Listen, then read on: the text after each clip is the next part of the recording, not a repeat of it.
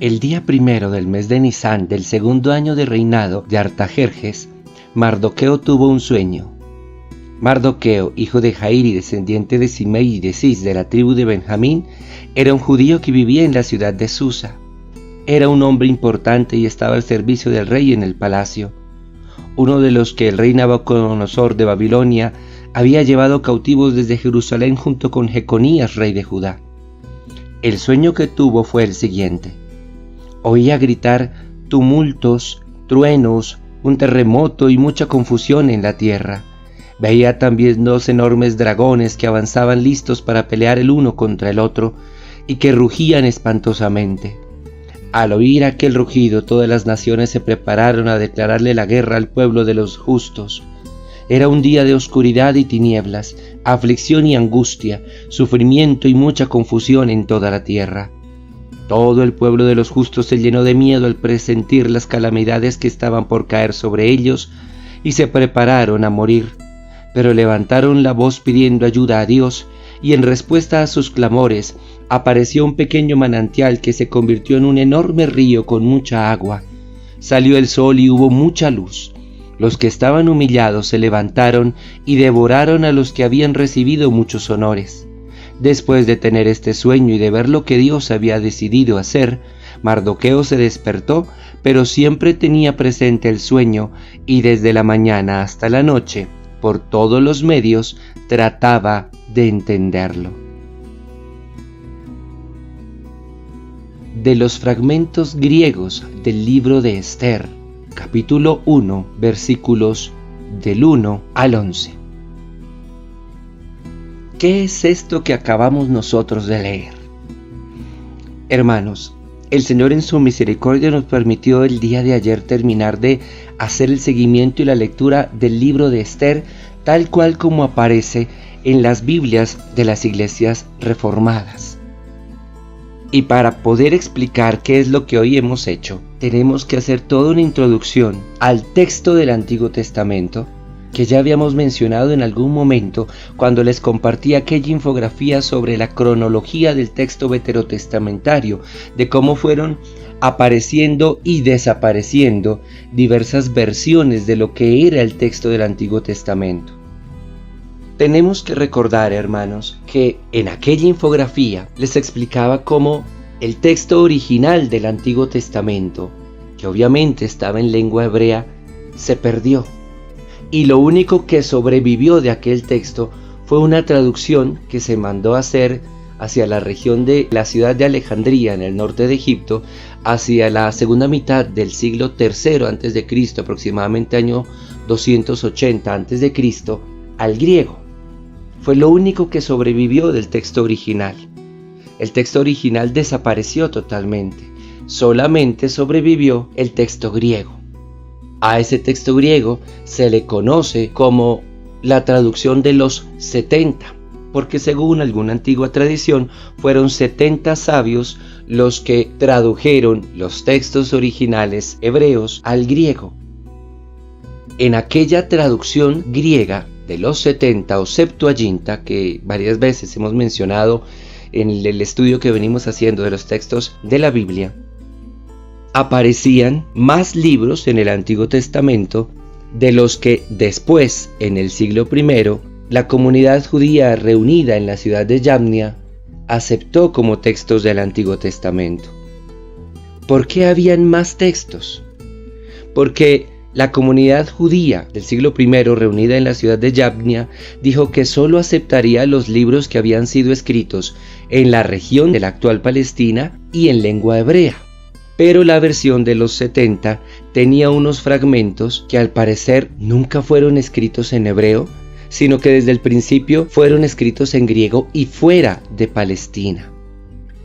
Por esas dos características, los judíos del siglo I reunidos en la ciudad de Yamnia dijeron: no los vamos a aceptar porque no están escritos en Tierra Santa ni en nuestra lengua sagrada. De ahí la diferencia de las dos versiones principales que actualmente tenemos del Antiguo Testamento. Una versión larga que tiene los textos escritos en hebreo, pero además textos y fragmentos de textos escritos en griego, y una versión más corta que solo tiene los textos escritos desde el principio en hebreo. Esa versión larga, la de la Septuaginta, al final es la versión que terminaron aceptando las iglesias tradicionales, como la iglesia de Roma o católica, las iglesias ortodoxas y las iglesias de Oriente, como la copta, la siria, la sirio-caldea, la armena, la iglesia malancá.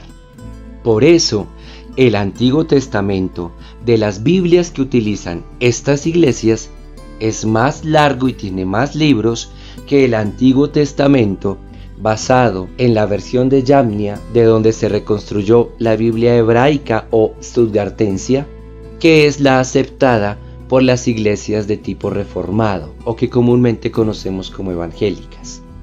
Por eso el Antiguo Testamento de las iglesias de tipo reformado tiene menos libros que el Antiguo Testamento de las iglesias tradicionales. Para comprender de una manera un poco más fácil todo esto que acabo de decir, agregaré a este audio otras infografías más donde nos van a mostrar cuál es la diferencia que hay en el Antiguo Testamento entre las Biblias utilizadas por las iglesias reformadas y las Biblias utilizadas por las iglesias de tipo tradicional.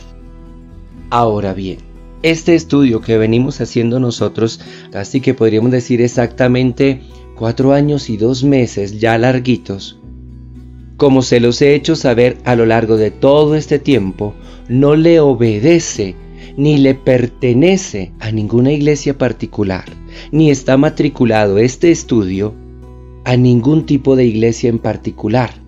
En otras palabras, no estamos haciendo un estudio bíblico de acuerdo a las iglesias reformadas ni un estudio bíblico de acuerdo a las iglesias tradicionales. Lo que estamos haciendo es un estudio bíblico de acuerdo al texto bíblico, punto.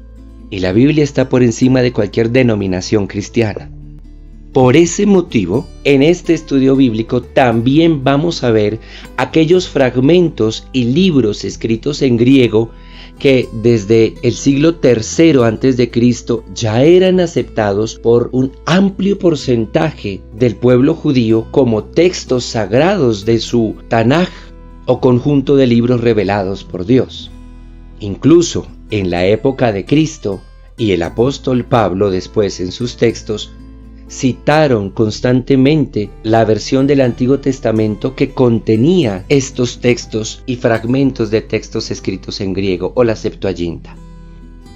Vamos sí a leer con mucho cuidado y tratando de hilar finito, como se dice popularmente, porque hay varias aclaraciones desde el punto de vista redaccional, histórico, narrativo e incluso doctrinal que debemos leer a la luz de todo el conjunto de la Biblia y anotar cuando estos fragmentos se distancian de la doctrina general contenida específicamente en el Antiguo Testamento o cuando las enseñanzas de esos fragmentos griegos o libros griegos están de acuerdo con toda la enseñanza del gran conjunto del Antiguo Testamento.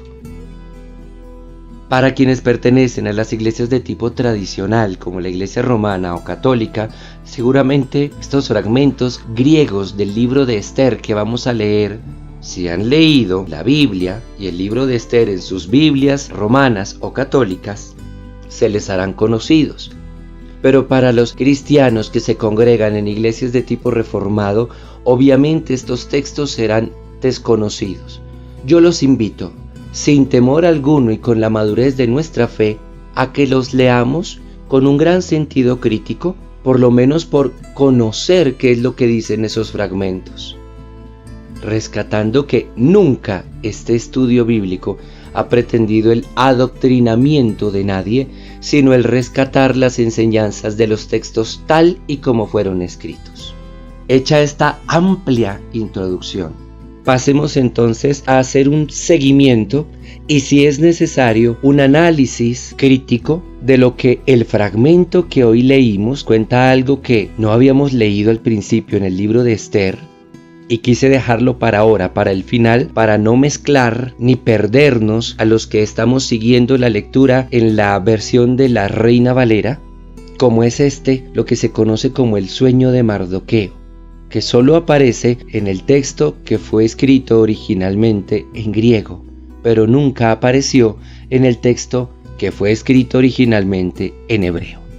Lo que nos acaba de narrar este fragmento griego del libro de Esther es que toda esta narración que ya habíamos seguido hasta el momento del libro de Esther comenzó con un sueño particular que tuvo Mardoqueo, que era un judío al servicio del rey Artajerjes, y que este sueño se convirtió en una constante cuestión y objeto de reflexión que tuvo Mardoqueo.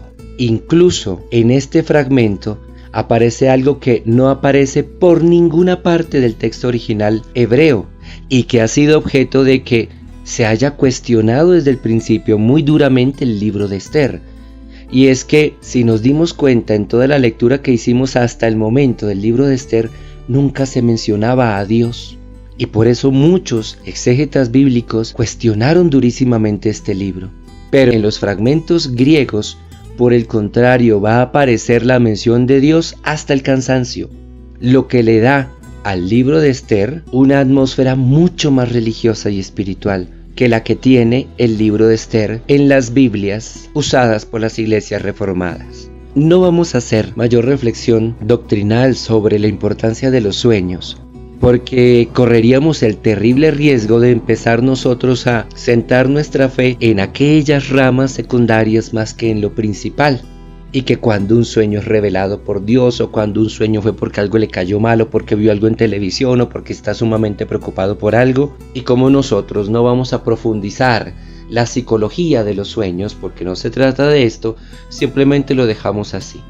Mardoqueo tuvo un sueño que le avisaba todo lo que le sucedería y lo que le vendría a la nación judía esparcida en las tierras que ahora estaban bajo el dominio del imperio persa. Sí hace un detalle particular este fragmento griego, y es que nos dice que Mardoqueo fue llevado por Nabucodonosor cuando Jeconías, rey de Judá, fue llevado por él. Era uno de los que había sido llevado encadenados en aquella ocasión, algo que leíamos en el segundo libro de los Reyes.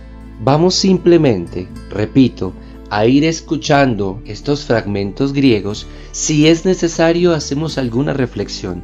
Si no, hacemos aclaraciones, y si no, simplemente lo mencionamos como una especie de darnos por enterado de lo que narran los fragmentos griegos, en este caso del libro de Esther.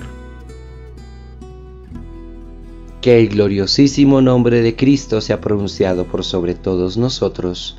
Amén.